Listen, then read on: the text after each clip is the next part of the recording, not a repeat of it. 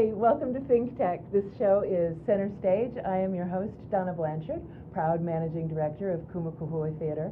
Here at ThinkTech, we are educating the world on technology, energy, globalism, and diversification. Welcome to the show. Today we are going to be talking with Harry Wong. I will introduce him in just a moment. First, I want to let you know that all of our shows are streamed live on ustream.tv and Spreaker.com. And also you can go to ThinkTech.com to see the shows, or to go to our archives and see any of our past shows.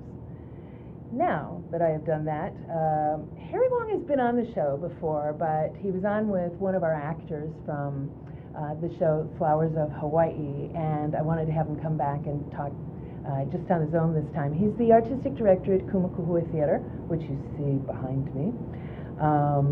He is also an Alan Lee Hughes Fellow, and he will laugh at this, but he is a lauded director on this island. See, there, he just left. He's been our artistic director since 1993. Welcome, Harry Wong. Is that right, 1993? Actually, I think it's 97. Oh. Yeah. Well, how did this came from your bio. Oh my God. We need to look at that. I was on the board of Kumu Kahua since 89, I think. Oh. Yeah, when I was a student at the University of Hawaii. Yeah. So, yeah, you've been immersed, except for the time that you spent in Washington on that fellowship. You've been really immersed in Kumu Kahua Theatre. Yeah, I also was a stage manager for the Honolulu Theatre for Youth. Yeah. Oh, well, okay, let's go ahead and start with your background there. You you grew up, you went McKinley. Yeah, I went to McKinley High School. Graduated in 1982, and I worked for a little while, and then I went to college. And then actually I got involved in theater because my friend Junior, you know my friend Junior, he took a class at HPC, which is now HPU, Honolulu Hawaii Pacific University. He took an acting class there, and he got up there, and I said, if Junior can do it, any trained monkey could do it. And then when I was trying to graduate, I needed like 60 upper division credits, and I thought it was crazy. So then once you take acting 1 at the university, every class above that is like a upper division credit, and they were fun and they were easy A's in my opinion. And there I met Dennis Carroll, who was one of the founders of Kumu Kahua Theatre, and he asked me to be on the board because at the time Kumu Kahua was part of the student organization. It started as a student organization. Students wanted to do new plays, experimental plays about Hawaii. So Dennis started that group. Was it still, what did Kumu Kahua look like at that time when you were in school, though? They were still part of the university, actually. They received funding from ASUH. I think university students could go, I think for $1, I think at the time, to go and watch a play. But Kumu was also receiving money from the State Foundation on Culture and the Arts because they had been around long enough. And let's see, I believe they started to do the shows at it's where Honolulu Theatre for Youth Theatre is now. Tenny Theatre. And they were doing shows there, and that was the first Kumu show I saw, was there at Tenny Theatre. Was that the first show that you saw there? Was that the first time you had seen a local show? Yeah, I would say. The only other time I had read play poems by Darrell Lum, and Eric Chalk, that were local, and I was surprised, to hear it. Were Darrell and Eric related to the show that you saw, or that's just another example of local stuff? Yeah, I saw an ad for it, and they were doing a reading of their poems at I can't remember now, somewhere on UH, and I went and I listened to it. And then I had always been interested in poetry because it was short, and it wasn't like a novel that you have to sit down and read for a long time. And so then I had gotten into a lot of poems, but then that was the first time it kind of made me cry.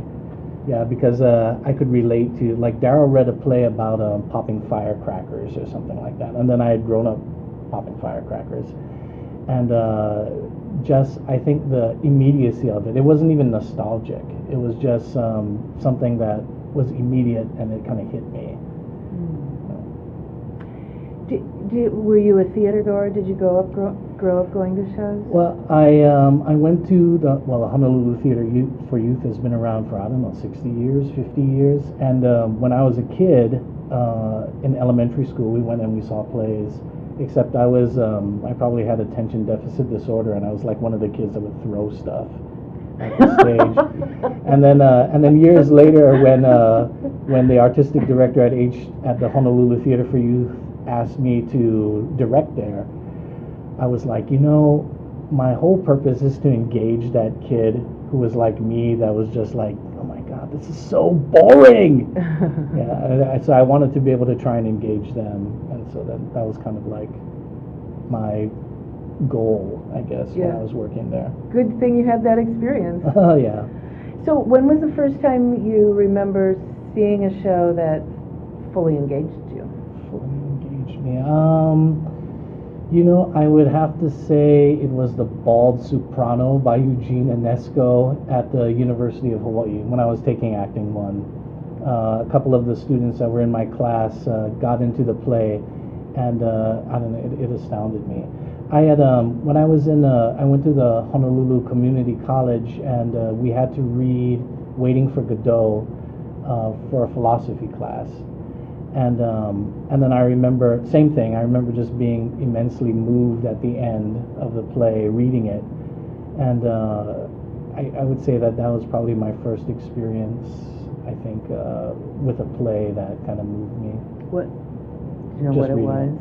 That when you... Yeah, it was, it's at the end where, even then I kind of knew it was like one of the most humane plays you can read.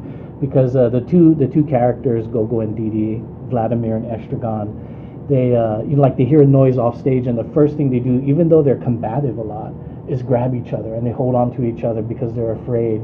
And then I think that's ideally, that's what happens with people when they're afraid. They come together, like that, and they try to protect each other.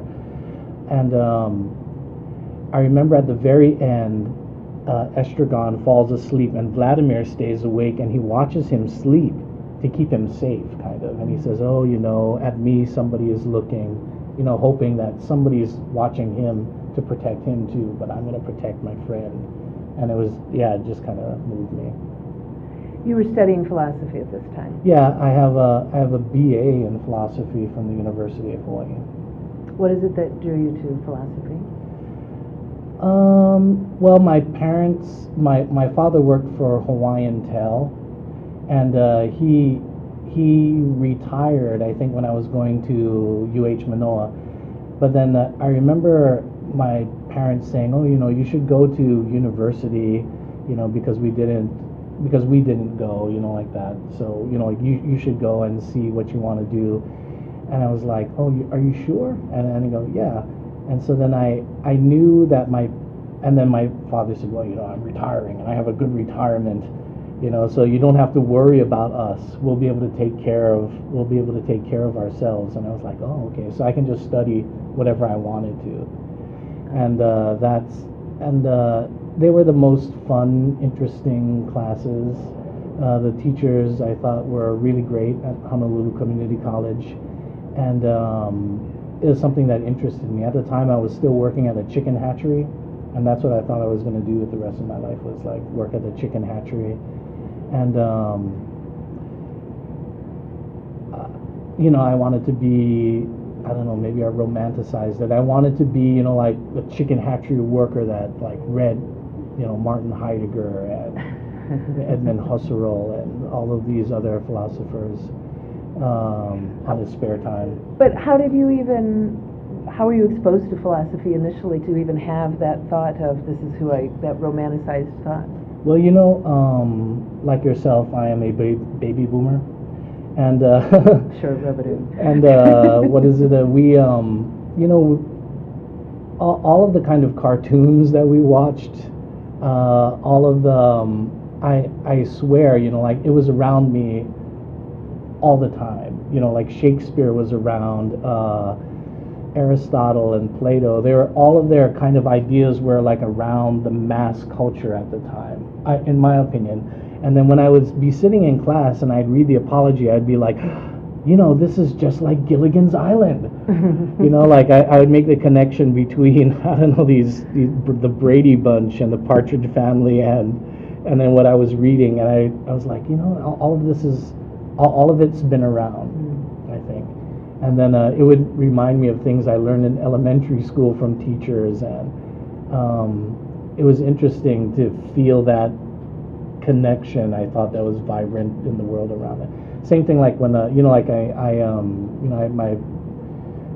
didn't grow up religious at all. I mean, we went to a lot of funerals and weddings and stuff, but my religious education was that Ten Commandments, that movie that you like watch every year on TV, and I was just amazed to realize, this is taken from a book, and then I was like, oh wow, and I read, oh yes, this is a plague, and yeah, I don't know, it was just, I don't know, it was just around a lot, and it was interesting to make those connections in a philosophy class. And your mind wanted to go there. Yeah. So you studied philosophy and you saw Junior taking acting classes and said, yeah, I'll hop in there and do that. Yeah. And then after you got your BA, how long was it before you went to the MFA? A year. One of the first jobs I got after college was going with Kumu Kahua Theatre to the Edinburgh Theatre Festival, and that changed my life. Yeah, the show, I mean, the first show I saw was horrible. Yeah, it was like this Hedda Gabler where the woman fell down and missed her mark, and she had to tried to scoot like over to where she was supposed to be dead, and and then I was like, oh my god, this is terrible. And but then like every other show I saw after that, like it changed my life, and I lost like 15 pounds because I had a real limited budget, and Junior went with me too, my friend Junior, and we ate a banana and a pint of beer and sometimes a baked potato, like for like 2 weeks, and because we spent all of our money to go and watch plays, and they were just astounding. Every show I work on, I steal something from what I saw. And that made me want to go into directing, and then so I worked for a year, and then I went into the program. I can't remember, in the spring, was it 91 or something like that? Pretty quickly after the festival. Like a year and a said, half. that's what I want to do. Mm-hmm. And had you had any experience on stage?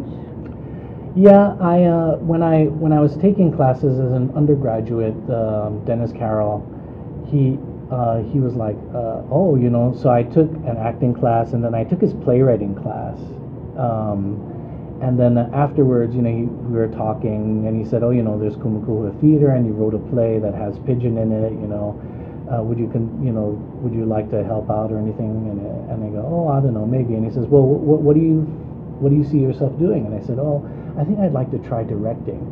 And then Dennis, he's an Australian who hasn't lost his accent. Yeah, he goes, oh my God, you people! You think you can take 2 classes and direct? 15 years I worked as an actor in all media, and you want to direct now? And then after he said that, I was like, oh my God. I auditioned for everything I could, and I tried to act in everything, along with Junior, and then we auditioned for stuff and got cast a lot at UH.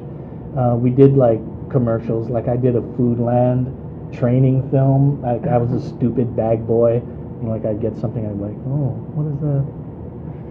And it'd be like toilet paper. Oh, how do I put that in there? And the good fairy of Foodland would come and teach me what to do. And then I saw there was an invasion of these bugs that were attacking our flowers, and then I played Junior played a farmer. My friend Junior played a farmer, and then I was investigator, like a agriculture person, and I was like, oh yeah, no, you can't bring this in here. And So that set you up to yeah. direct. Oh no, well, and then so then like acting, Dennis made it very clear that you can't direct, you can't design for the theater, you can't run lights, you can't stage manage, you can't do anything in the theater unless you've acted, unless you've known what it's like to be up there, and then once you have, I mean, everything you do begins to get colored by that experience of acting. Yeah, I agree. Okay, thank you for going through all of that exposition. I learned some things I didn't know. We're going to go to our first break. Oh. It's that fast, right? Junior's my friend too. Yeah, I just Junior. want to say that. We will be right back. This is Center Stage on the ThinkTech Hawaii Digital Series, coming to you from Pioneer Plaza in the heart of downtown Honolulu. See you in a minute.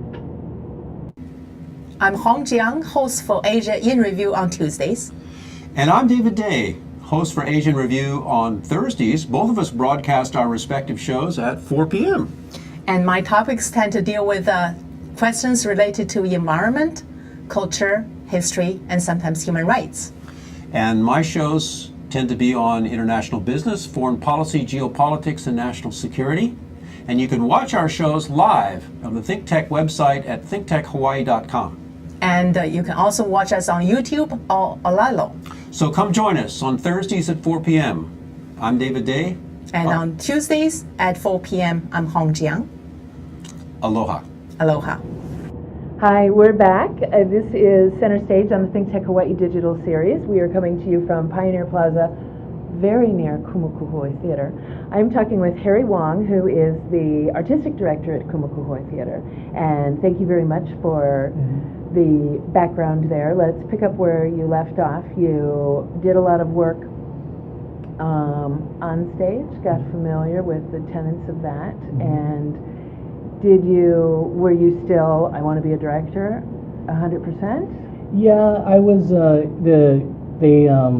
while I was there at the university, I believe as an undergraduate, a group of graduate students wanted to do 3 plays in rep.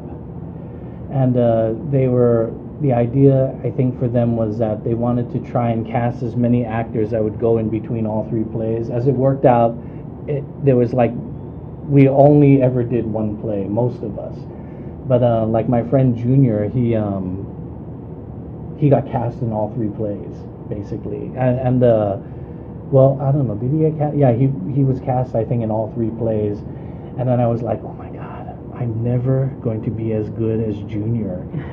You know, and then so I was like, I have to figure out something else to do. I was like, oh, I'll try directing again.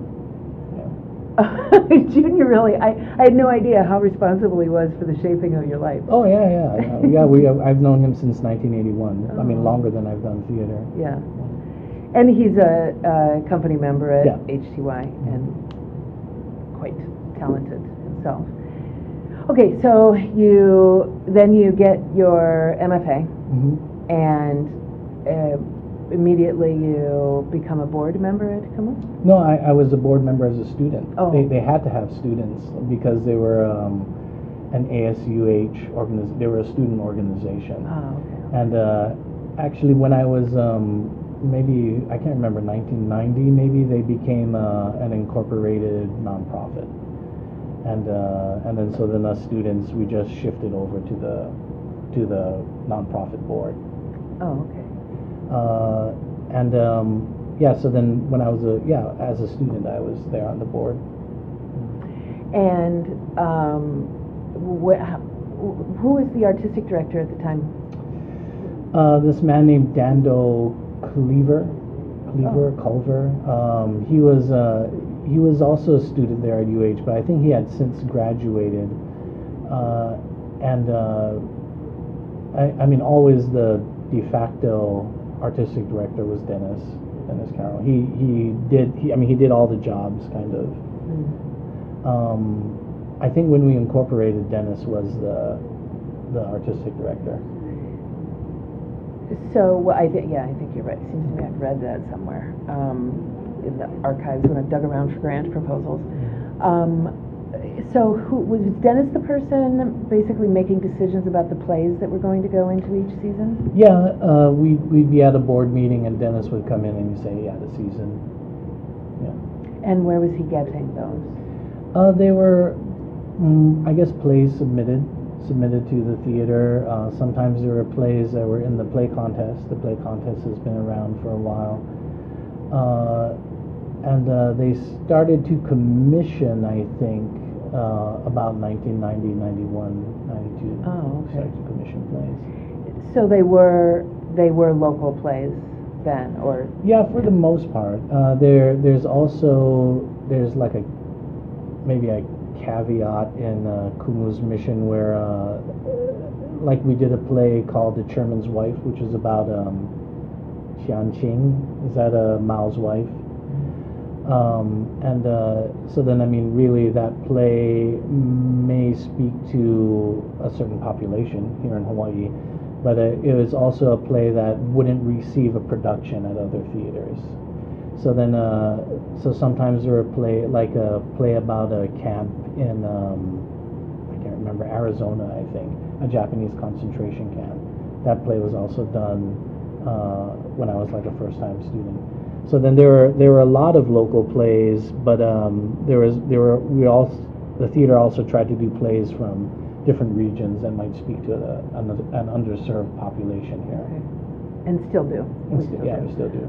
Do you know of any other theaters who practice that in the United States? No,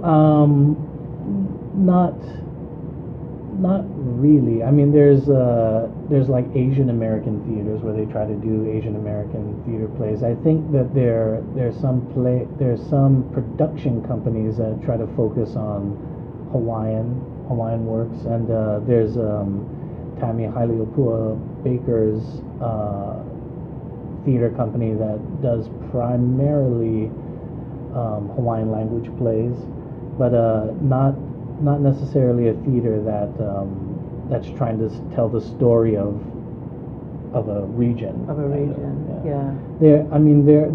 I think there are some places on the mainland where they try to do that, but then not finding 5 plays a season. Right. And that's, I haven't found any others either. That's why I'm here. 'Cause that's what I wanted to be a part of.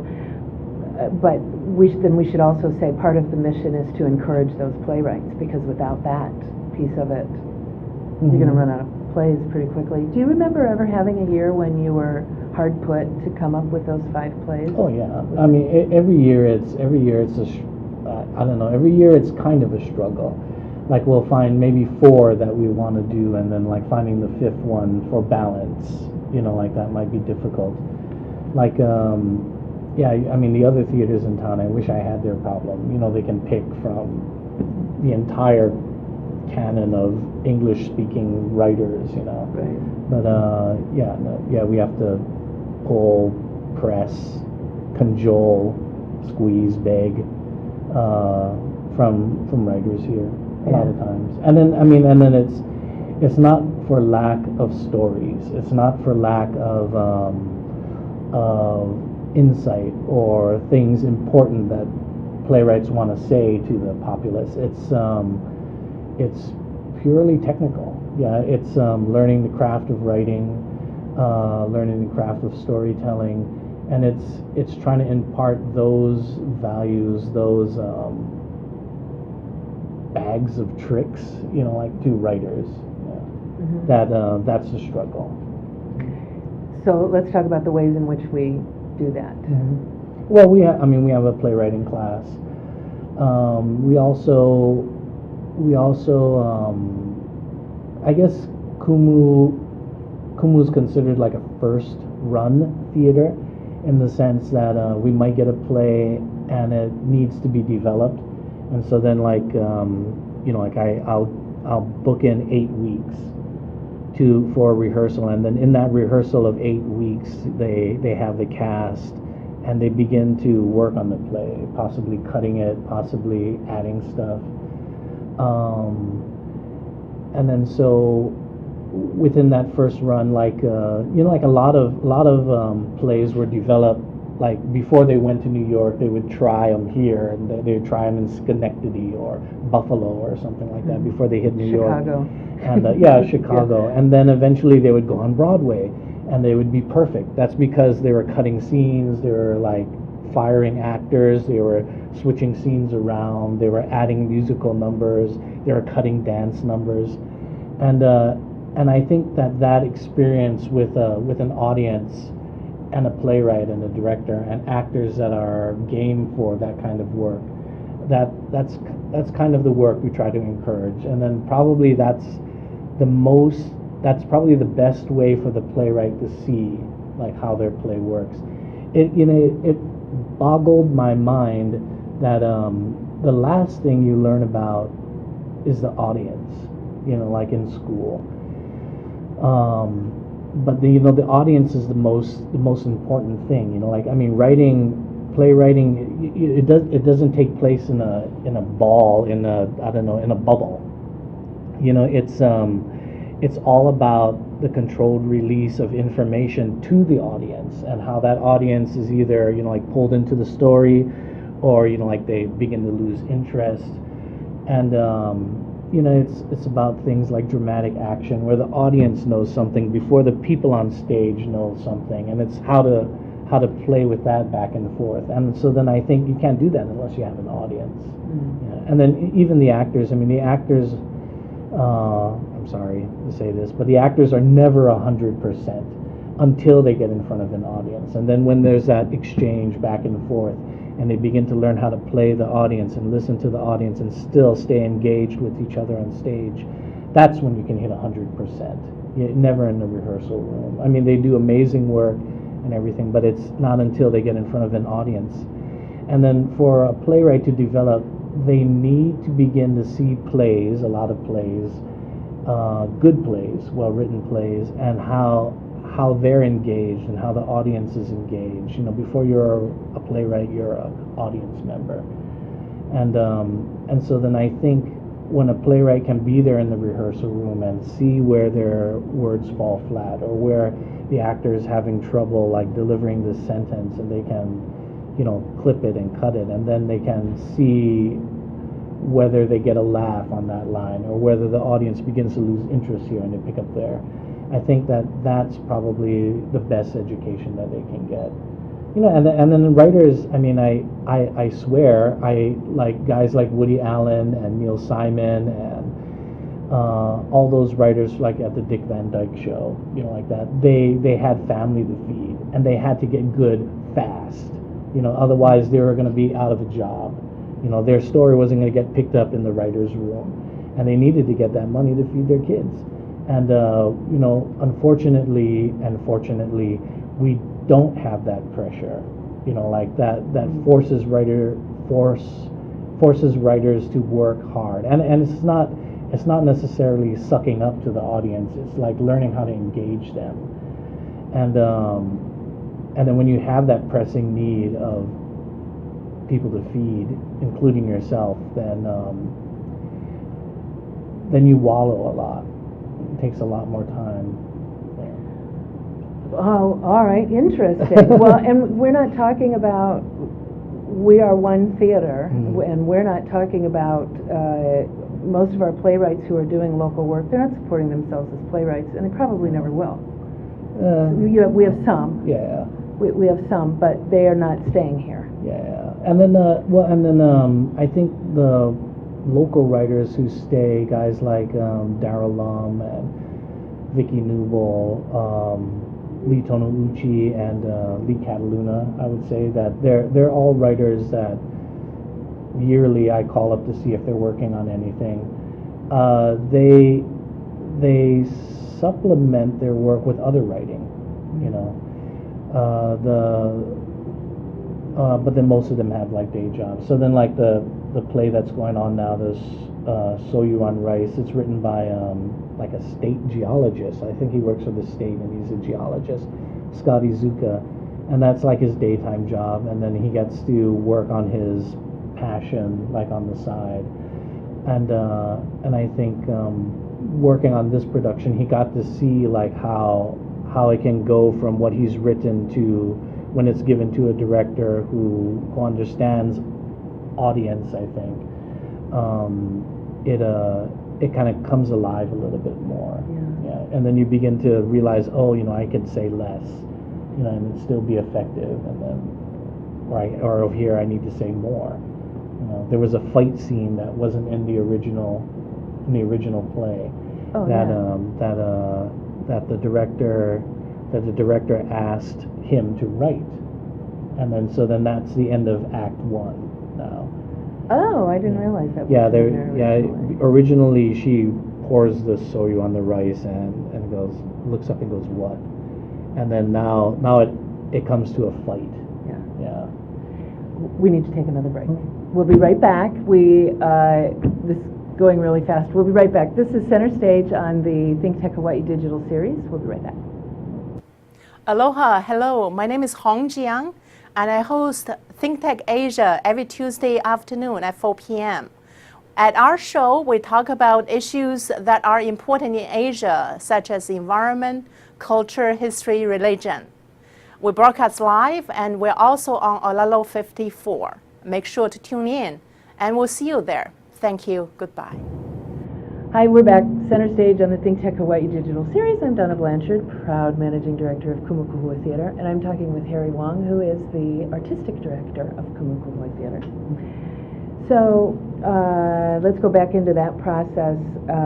You have your playwright and your director in the room with the actors. The actors are looking. Let's talk about that dynamic a little bit. Oh, well, I think it depends on the director.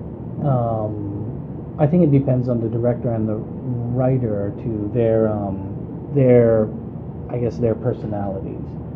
You know, so then there was an extended period of time, I think, where the director Reiko Ho, she didn't want Scott in the room, and then so she asked me to talk to him, and then I said, oh, you know, I think it might be important for them now to like work and then come to you with what they come up with. You know, she just didn't want to feel inhibited at all. Yeah, and then I to be honest, I think she was thinking about the actors. You know, like it's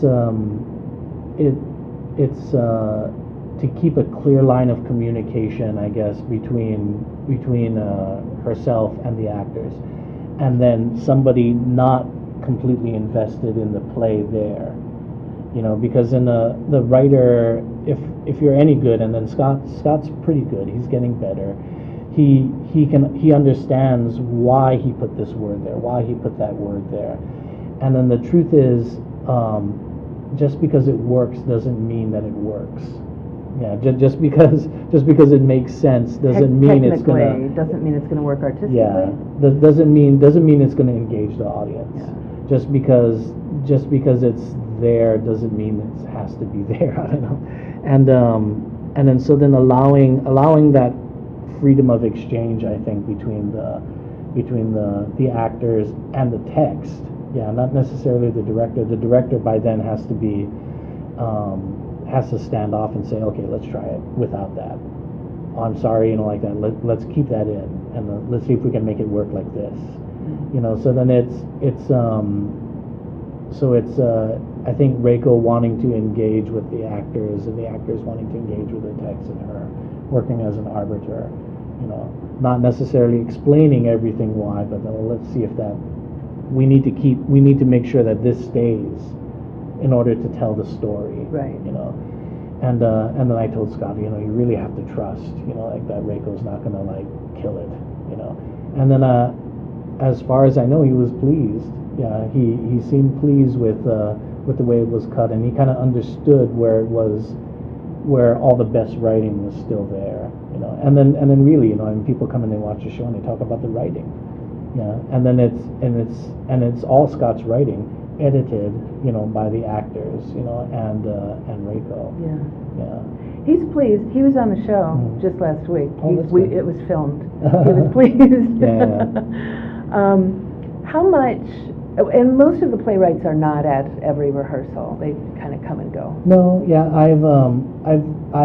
me personally, I've worked with different writers differently. You know, I've had writers at every rehearsal, and I've cut plays, you know, and I've rearranged scenes, and I've justified it to the playwright there.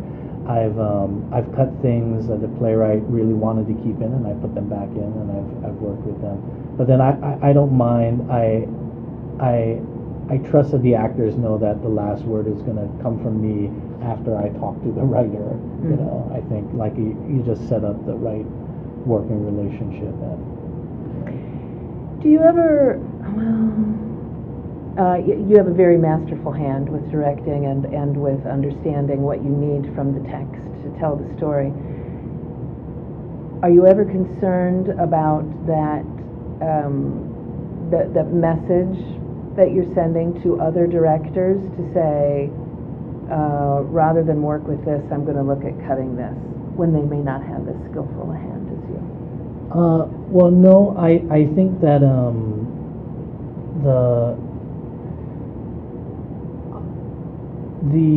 I think the other than a sense of rhythm, both auditory and visual, the thing a director needs most is to trust the writing. It should do at least 80% of the work, and then it's the hardest thing to do. Yeah, because you're like, oh my God, that's ridiculous. You know, like everybody's gonna hate that. You know, and then the first time it happened to me was a writer that I was just in awe of, and I couldn't do anything. And then I was like, oh my God, you know, like I have to leave that in. I'm gonna leave that in. Okay. And then and I was just shocked. Yeah, when the audience just, you know, fell down laughing or bawled, you know, like started bawling, you know, like that at this line or that line, and I'm like, oh my God. Yeah, that's, you know, I think that's a lesson that you have to learn. And then any directors out there, you know, like you have to make those mistakes. Yeah, you have to go through it. It's like, I mean, it's like driving a car. You shouldn't kill anybody when you're driving a car. I mean, you shouldn't run over dogs or kids or old people or, really, you know, but even then young people. Yeah, but when you're learning how to drive, you know, you can't learn it from a book. You have to drive. And then it's the same thing like with directing or any craft. Yeah, you have to go and make mistakes. You have to break a few saws, you know, like when you're cutting into a tree before you realize, oh, I can't cut a knot like that. I need to learn how to go like this. And so it's, I think it's like with any craft, they have to go and make those mistakes. So they have to make those mistakes. They have to trust the text. And I mean, I come from a world where you're doing Ionesco, you do Ionesco, you don't change his words, you don't dream of it. And I've worked with directors who would try to futz with scripts, and that's just a cardinal sin. So here in the world of Kumu Kahua Theatre, in which you are the artistic director, how much of a hand do you generally have in productions for which you are not the director? It once again it depends on the director. So then like somebody like it depends on the director. If I know the director and I trust the director, then little. If I don't, then it's a little bit more. But I think it's incumbent upon any artistic, well, maybe any theater, that not everything is directed by one person. That different directors get a chance to bring their vision to the stage, and then even though I might not do something this way, that director's doing it this way. So even though like I would try not to have a blackout in between scenes. If a director chooses to have a blackout, then sometimes I'll respect that. Sometimes I'll say, hey, you know, like that, you don't need a blackout over here. You know, you can do something else. And then, you know, they'll say, well, you know, I'm having a blackout there because of this, this, and this. And I'll go, okay. You know, because in I think it's important that that different collaborators, different visions, different voices come into any organization. Yeah. Okay. I agree. Yeah. And you are there watching the process and able to ask questions Yeah, when needed. So we're almost out of time. We should say the show that we've been talking about, Show You on Rice, written by Scott Azuka, directed by Reiko Ho, who has been on the show before. I think they're both amazingly talented people. I love the flavor that Reiko brings to a show. This is my second time seeing one of her shows. And it's selling out like crazy, and we're going to be extending it. We'll just throw that in there now that we're talking about how great the show is. And you can't come see it because we don't have any more tickets left. But there will be an extension, so keep an eye on the website and Facebook page if you are interested. We've got about 4 minutes. Can we go through the rest of the shows in the season, and can you throw in just a few thoughts about each? Sure. I guess the Underneath is the next play of the season. I think it opens in November, early November. It's written by Susan Stanton. She's a local girl, I guess, now living in New York, and I think she was like one of the New York Times writers to watch out for, something. Yeah. And then it's a play that we commissioned, and it was a long time in development, and to me, well, I'll just give what I think it's about. It's about, I think there are a lot of people who leave Hawaii, you know, and then they leave their families here, and I think that they hope that their family is going to be okay, but they don't really know, you know, like the kinds of the day-to-day things that are going on with their families anymore as they begin to separate themselves. And I think and so then the play is about somebody who comes back home to try and reconnect. And then I think that, you know, like for anybody who has family away or anybody who's come back to Hawaii to live, I think they'll find something engaging in it. I mean, as well as anybody else who wants to come and see good theater. And it's kind of written in a film noir style, so it's interesting. It's like a seedier side of Hawaii, maybe. Yeah. Gary Cooper. My name is Gary Cooper. It's as if you know, Dances with Wolves. It's as if an Indian went into like New England. You know, rather than a New Englander coming into Indian country. So then it's about a Samoan expatriate who lives in New Zealand going to Los Angeles to see his family there, and it's about the effect that he has on them. So it's kind of like a reverse. It's by this man named Victor Roger. The next play is Kaiulani. It's a play that we've done before, that Dennis Carroll directed, and we wanted to bring it back. I think there's still something that it says about Hawaii and about Hawaiians in particular that we're hoping to bring out in it. Yeah, and then that play I'll be directing. And then the last play is called Echoes of a Red Guitar. Echoes of that red guitar. Echoes of that red guitar, which is about, you know, and I guess any local person who knows Kikaida, Jiro plays like a red guitar, and it's actually about a mass murder that takes place in it's a comedy about mass murder, and I don't, you know, nothing is inappropriate in art, and then I guess it's about the tensions that character has with his past and with his present, and him trying to do the right thing, and what is the right thing to do in certain situations. That was a nice wrap-up of all of the shows. Good job.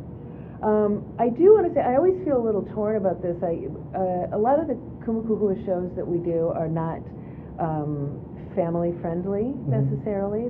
We don't have a rating system for shows in the theater, but some things are not suitable for kids just because the kids are going to be bored out of their ever-loving gourds if they watch the show. Sometimes they're going to be introduced to subject matter that parents may not be ready to have them introduced to. So it's always a good idea if people give us a call if they're concerned about any of these. Oh, yeah, definitely.